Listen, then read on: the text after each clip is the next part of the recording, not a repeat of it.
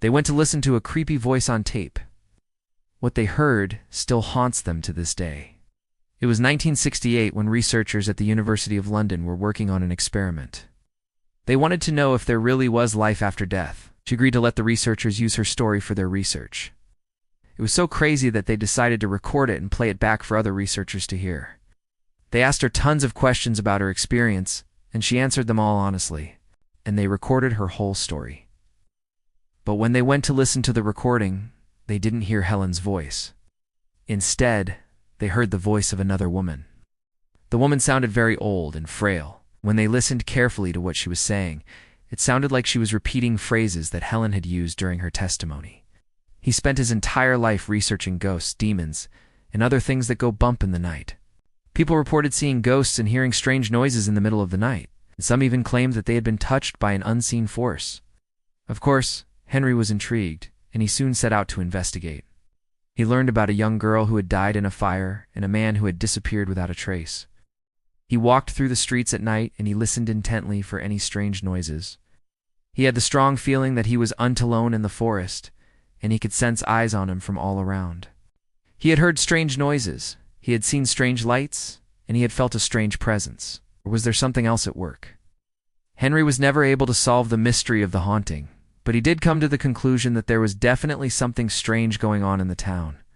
All of this had convinced him that the town was haunted. One night while Henry was camping out in the forest, he heard a knock. He thought that it might just be a twig snapping or an animal moving around, but then he heard it again. He grabbed his flashlight and he cautiously approached the sound. As he walked, he strained to listen, and he tried to identify the source of the noise. Finally, he saw something that made his blood run cold. He found a log that had been knocked over, and there was a clear impression of a shoe in the soft earth nearby. Henry knew that he was alone in the forest, and he ran as fast as he could to his car. He didn't stop driving until he got far away from the town. He also spent a lot of time in the forest, and he looked for any signs of the strange lights that had been reported. He also heard about strange lights that had been seen in the forest, and strange sounds that had been heard in the middle of the night. He traveled all over the world looking for evidence of the supernatural, and he even risked his own life to do it. They didn't want him poking around, and they tried to discourage him from staying. But Henry was determined to find out the truth, and he was about to let a little thing like local superstition stand in his way. He rented a room at the local inn, and he began his investigation. Henry was willing to do anything to prove that there was life after death, but it definitely wasn't Helen's voice. But when they played it back, they didn't hear Helen's voice. Instead, they heard the voice of someone else.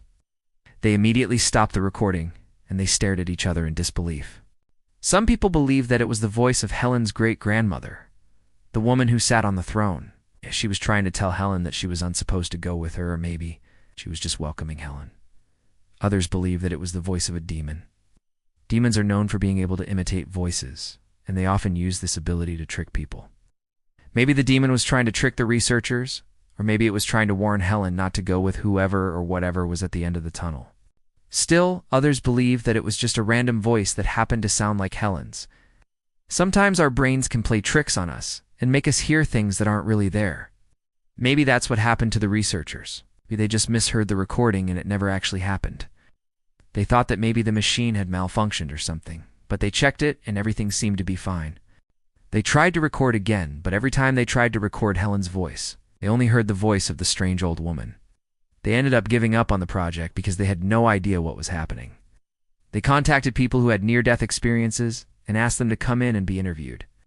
Her car flipped over and over again until finally coming to a stop. They never figured out who the mysterious voice belonged to or why it kept interrupting their recordings.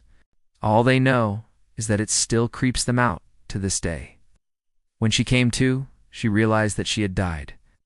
She could see her body lying on the road, and she was able to watch paramedics rush to the scene and try to save her life.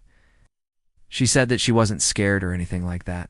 She was just kind of curious about what would happen next. She said that she saw a bright light, and then she just kind of floated up towards it.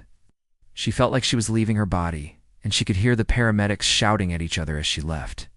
Then she felt as though she was going down a long tunnel, and at the end of the tunnel was a bright light.